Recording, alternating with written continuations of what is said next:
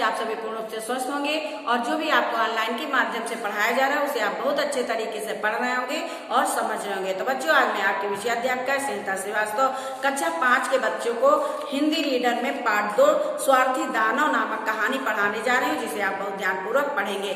तो बच्चों, इसका जो है आधा भाग आप पढ़ चुके हैं, आधा भाग हम आज आपको अभ्यास कार्य के साथ पढ़ाएंगे, जिसे आप बहुत ध्यानपूर्वक पढ़ेंगे। लेकिन पढ़ने के लिए ये बहुत जरूरी है कि आपके पास किताबों का होना आवश्यक है। जब किताब नहीं होगी तो आप वीडियो देखेंगे, सिर्फ कहानी को सुन लेंगे, आप एक एक लाइन का अर्थ नहीं समझ पाएंगे। और जब आप किताब में पढ़ेंगे, जब आप वीडियो देखें, तो आप अपनी किताब उठाएं और किताब उठा करके एक एक लाइन का अर्थ समझिए, एक एक लाइन पढ़ें, तब आप जो है किताब के प्रश्न, किताब आपके पाठ में जो प्रश्न है उनके उत्तर लिख सकते हैं। ठीक है, तो आइए आज हम इसका आगे का भाग पढ़ाते हैं। तो अभी तक आपने पढ़ा कि दानो जो है अपने बगीचे में चारदीवारी उठा देता है कि बच्चे उसके बगीचे में घुसने ना पाएं। लेकिन एक दिन उसे बसंत के आगमन का पता चलता है, चिड़ियों की चहचहाहट होती है, वो बगीचे में जाता है और देखता है कि जो है उसका बगीचा हरा भरा है। क्यों? क्योंकि उसकी चारदीवारी में एक सुराख हो गया था, बच्चे अंदर आ गए थे और बच्चों के अंदर आने के कारण बगीचे में जो है बसंत आ गया था।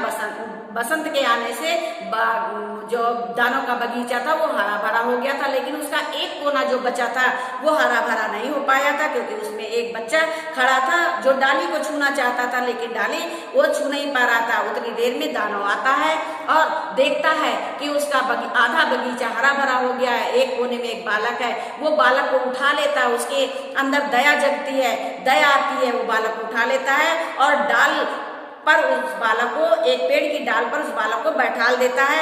और जैसे ही बालक को शाखा पर वो बैठालता है, उसके बैठते ही पेड़ की सभी शाखाएं खुशी से झूम उठती है। जैसे ही बालक डाल पर बैठता है तो पेड़ की जितनी भी डालें थी वो बड़ी खुशी से झूमने लगती हैं। पक्षी उस पर वृक्ष पर बैठकर गाने लगते हैं। सभी पक्षी आते हैं और उस डाल पर, डाल हरी भरी हो जाती है, उस डाल पर बैठकर गाना गाने लगते हैं। छोटा बालक अपनी दोनों बाहें दानों के गले में डालकर उससे लिपट गया, मानो वो बालक उसका धन्यवाद कर रहा हो। अब बालक क्या करता है? दानों के गले में लिपट जाता है, जैसे लगता है कि वो दानों का धन्यवाद कर रहा हो। उसी समय बगीचे की टूटी हुई दीवार से कुछ बच्चे झांक रहे थे। उन्होंने जब दानों को बच्चे से प्यार करते हुए देखा तो तुरंत बगीचे के अंदर घुस आए। भीतर आकर सभी बच्चे उसके आसपास खेलने कूदने लगे।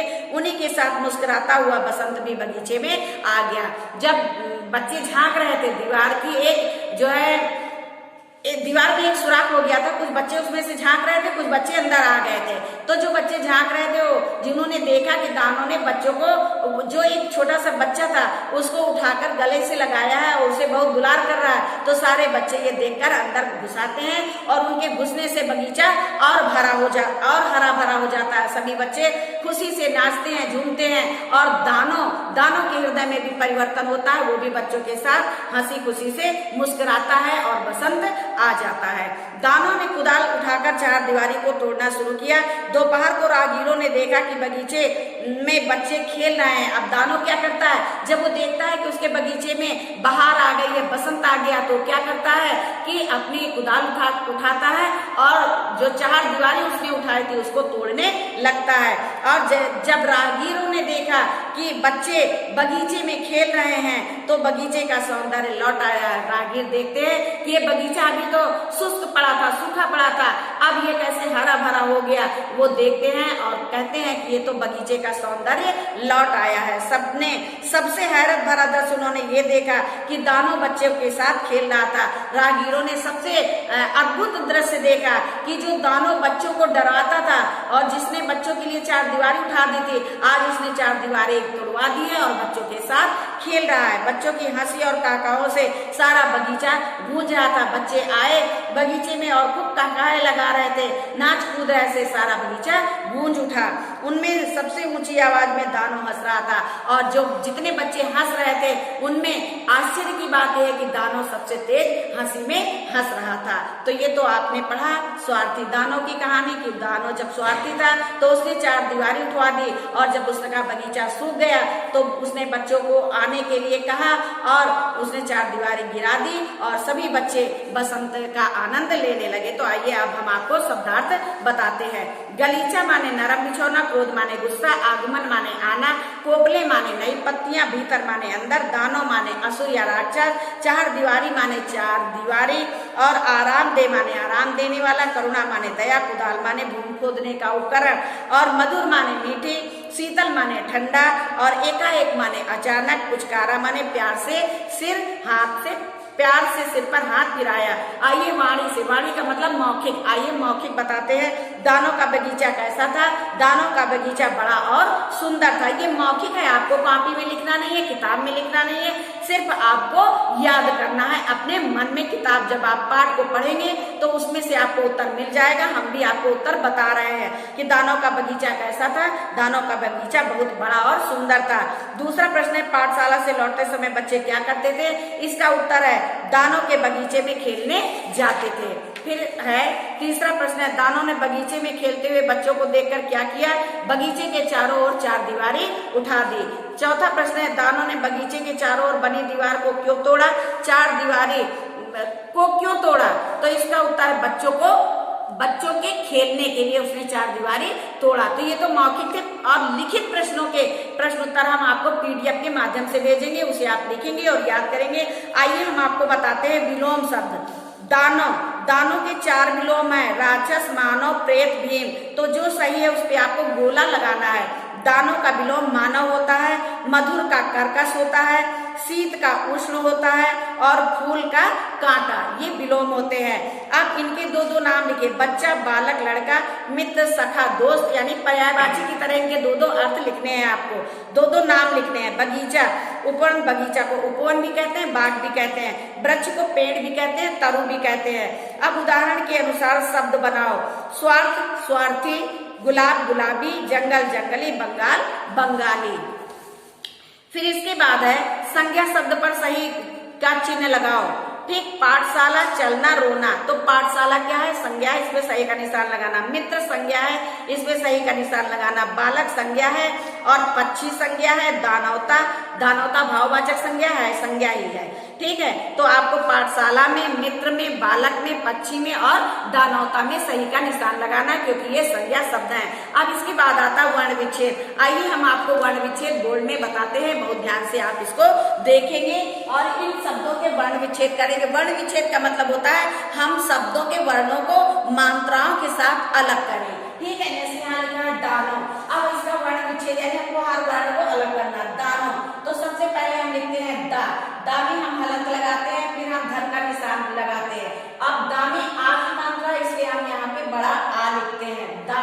तो क्या हो जाएगा? दा में आ की मात्रा दा। अब फिर हम धन का निशान लगाते हैं, इसके बाद हम लिखते हैं ना। क्या लिखेंगे? ना। अब आपको पता है कि हर व्यंजन के साथ छोटा आ सुनाई पड़ता है, तो यहाँ पे हम लिखेंगे छोटा आ।